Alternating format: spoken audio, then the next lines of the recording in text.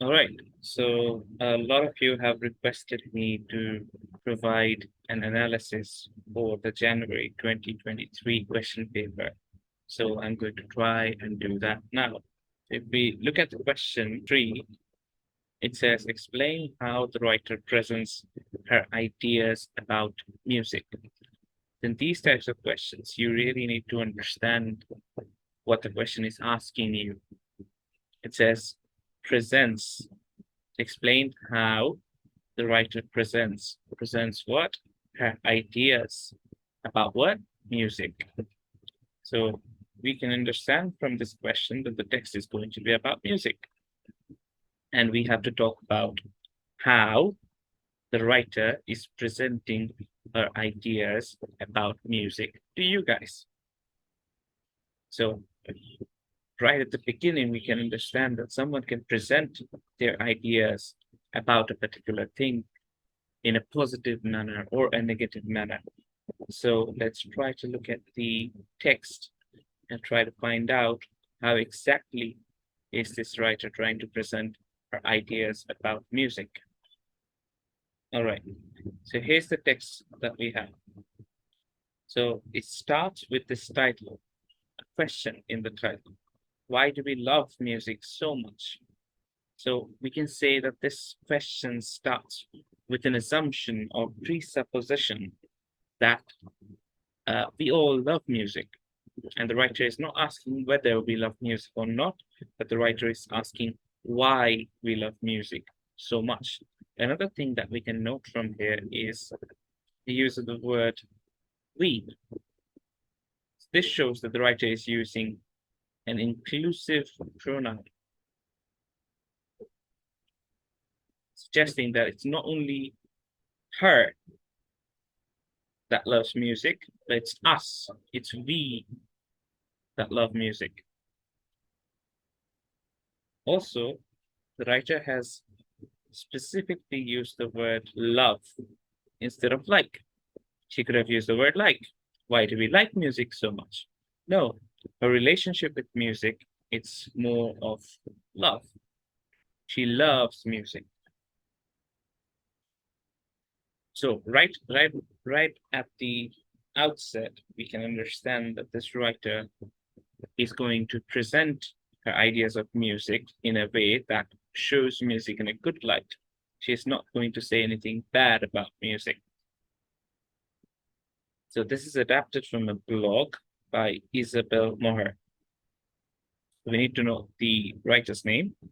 In this passage, the American writer, so the writer is an American, explains why music is so important to her. So she's explaining why music is so important to her, but here she's saying why we love music so much. So we can say that the writer is a little bit biased, maybe, because she is imposing her own opinion about music onto us. All right. Now, we need to read this text quite strategically. We can't read the whole text because it's going to take too long. So what we can do is we can go through the first para, then the last para, and then we can go through the longest and the shortest paragraphs in the text. So the longest paragraph, it appears, is this one. Let's recheck that. Yes, it's this one. And the shortest will be this one. So let's read these paragraphs and try to find out what or how she's trying to present her ideas about music in this text. She starts with, for the longest time, I thought that my music-filled childhood, cello and piano lessons, as well as music theory classes and so forth since I was 4, were the reason behind why now, many, many years later, music still holds such a profound power over me. It's a long sentence, but we can break this sentence down into the devices. Firstly, it says, for the longest time, I thought that my music filled childhood. So it says childhood. So, and she adds the adjective music filled with childhood. And this is a compound adjective. Now, this shows that she has a relationship with music from her childhood. She also gives what kind of relationship she has with music. She used to learn cello, piano, and music theory since she was 4. So she's telling us that whatever she's going to say about music, it has some value. And we should listen to her. Why? Because she has credibility. She has experience when it comes to music. She's not a novice. She's not a nobody. She knows what she's talking about. And she talks about, she says that it's for the longest time.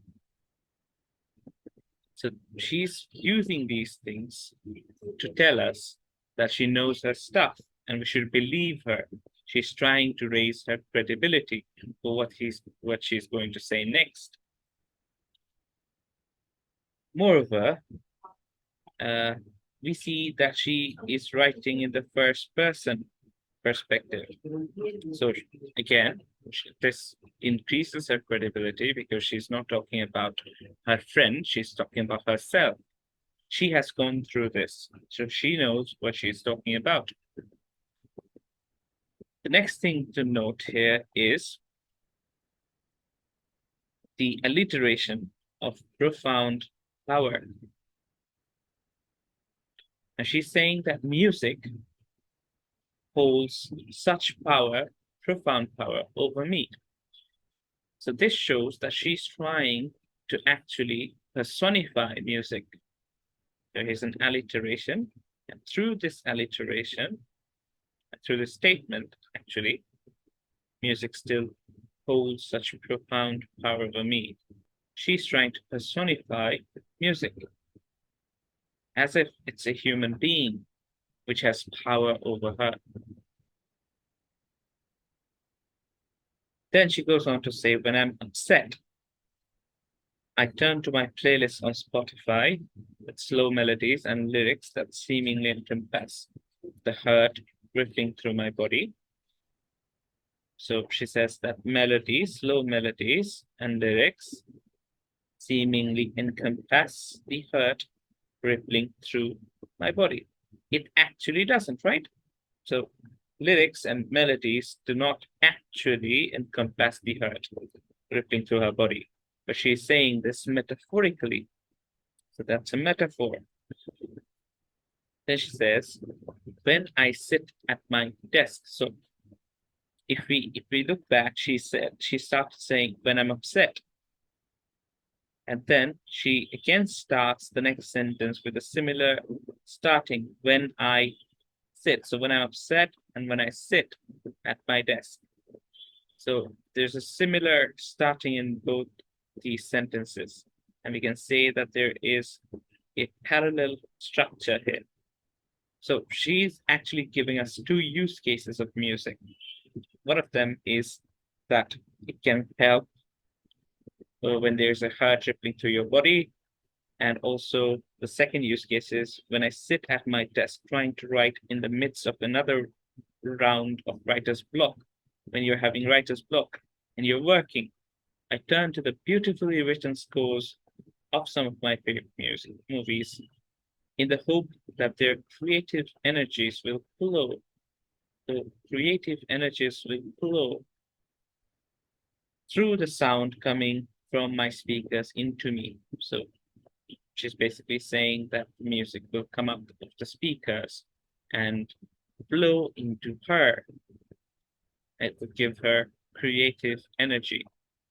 Look at the words that she's using for music. She's saying creative energies will flow, so music can flow.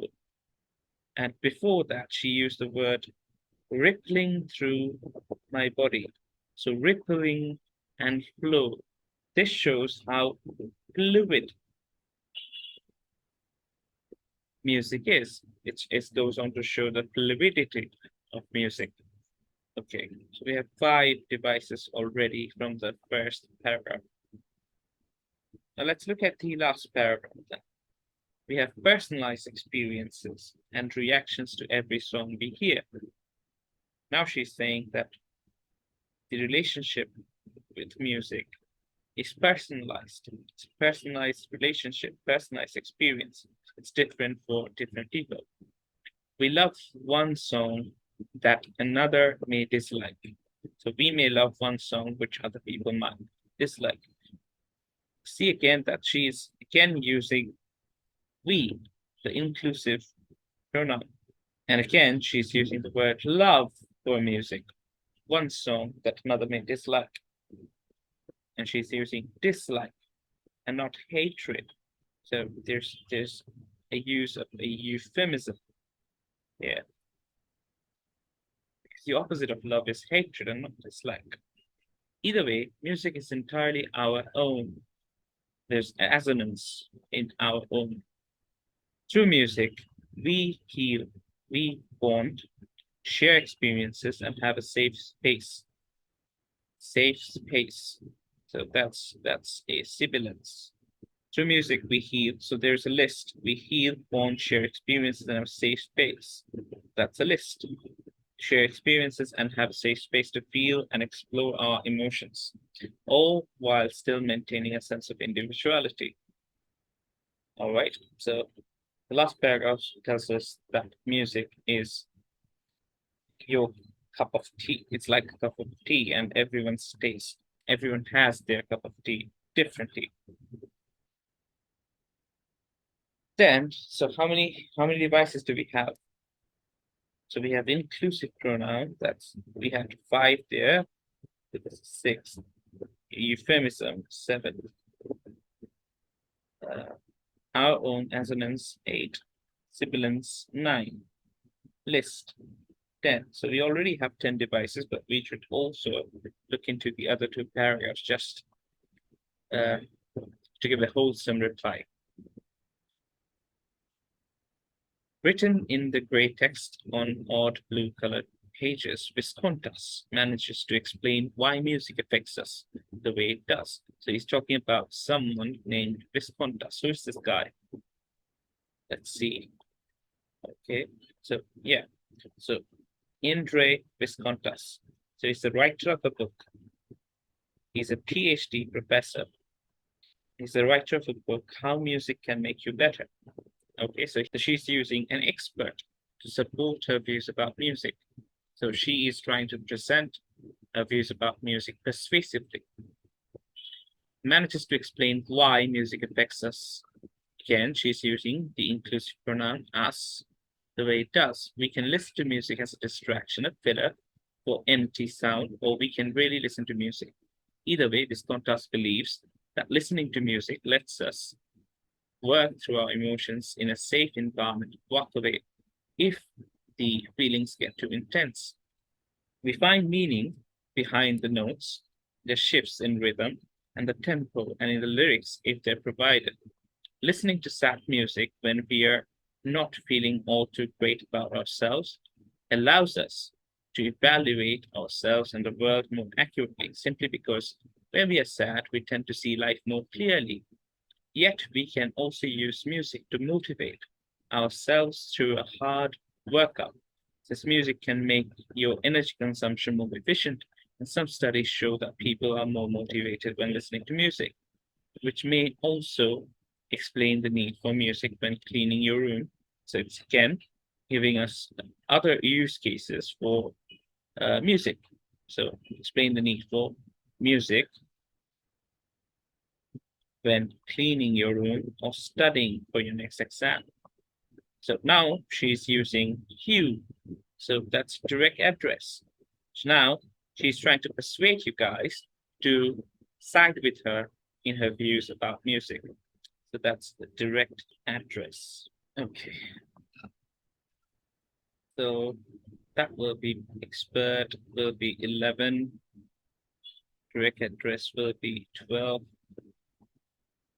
So let's read the smallest paragraph. So whether you, again, that's a direct address, you're my roommate listening to her alternative playlist while cleaning dishes.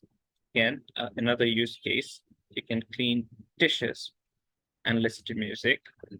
And she's also talking about her roommate. Or me listening to cinematic classical compositions. So cinematic classical compositions, that's an alliteration, while writing this article. So she's telling us that she was listening to music while writing this article. So music must be very important for her, or even someone who has to have no noise in order to focus, or even silence can be music. Now, this is an interesting statement. Silence can be music. That's a paradox. Because as we know, silence is not music. Silence can be music. That's a paradoxical statement. Because that talks about an impossibility. Music brings something into each of our lives that is entirely our own. Again, our own. It's a repetition because it has been said once before, and it's also assonance. Also, this is repeated, repetition. Yeah. So I think we have enough points to write our answer now. And that's how you analyze this text. Thank you so much for watching. If you have any questions, make sure to ask them in the comment section below. And if you like my videos, please do like them and share them with your friends. And also, please subscribe. Thank you.